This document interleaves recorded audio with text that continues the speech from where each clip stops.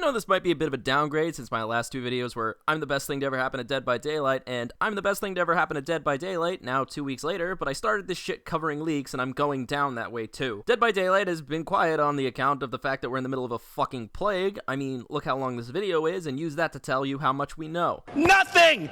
Nothing! But there are a few clues hanging around from plans that may or may not still be in motion. Basically, I'm here dragging us back to Leaks by Daylight, my magical 8-ball of content where I shake and shake until something falls out. And the only direction we've been given is related to a licensed chapter based on Candyman. All of this has been built on the fact that Tony Todd, the actor behind the titular Candyman, has been clowning around, liking tweets. Someone on Leaks by Daylight posted that he had started following the official Twitter account of Leaks by Daylight and the Dead by Daylight Twitter account. Social distancing, people, please. This isn't a conspiracy or hoax. Believe in science. Letter of law.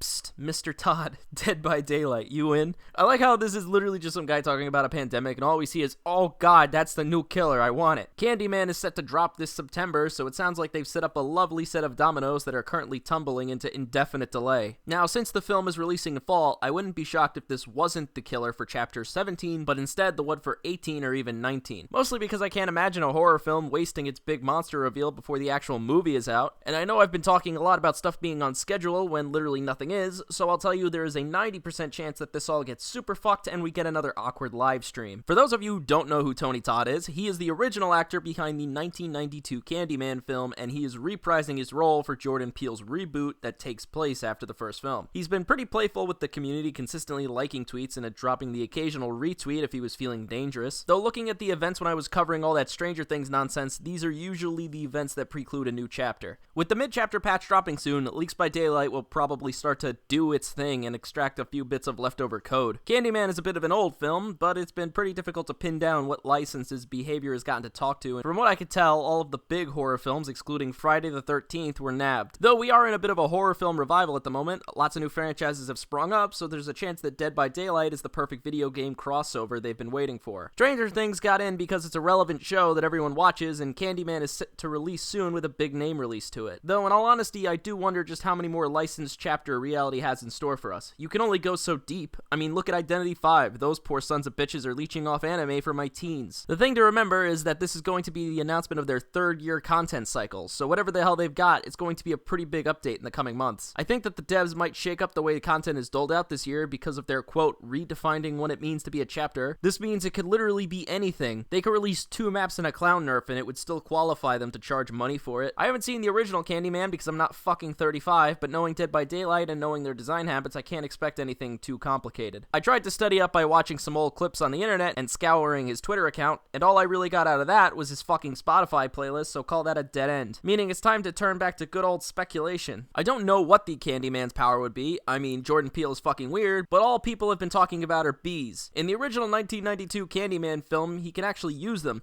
which, by the fucking way, they stuffed into Tony Todd's mouth. The Candyman's actual supernatural ability allows him to come out of a mirror and disembowel you with a hook, which you're about to see enacted on Jason Alexander over here. This was supposed to be the summer of June! By the way, if this killer actually and really mores you by kissing bees into your mouth, I think I quit, because nothing will beat that. Ever. It's just a hunch, but I don't expect the devs to implement his curse into any kind of mechanic, though. For those who don't know, the Candyman is summoned by saying his name 5 times in the mirror. Afterwards, he pops out and kills you. My magical foresight tells me that we're more liable to get a stealth killer that moves in and out of mirrors, because every licensed killer has to have a stealth power. As for the survivor, it really depends which version of the film behavior is looking at. There's the original 1992 film and the upcoming 2021, but like I said, Tony Todd was/is the Candyman in both of them. Begging the question, which is more marketable? The previously established heroine that were basically a dime a dozen at the time, or the protagonist of a movie we know nothing about? Cynical smugness aside, I don't really think we should be waiting too long. Mid-chapter patch comes out next week, so things will probably get pulled from there, or if all else fails, we just need to wait 3 weeks. It's up to fate as to whether or not these things get shunted down the line. From the dev stream I watched, it seems like things were progressing like normal while they worked from home. I know this is a short video, but I'm also trying to stick to weekly uploads, and I'm in the midst of working on a Goliath. But as a treat to those who stuck around to the end of this video, here's a small teaser on what that video is about. Just know it's going to take me another week or 2. If there are any big leaks, I don't mind jumping on it for a quick video, and I wouldn't excuse that factor once the data miners go to town during the next update.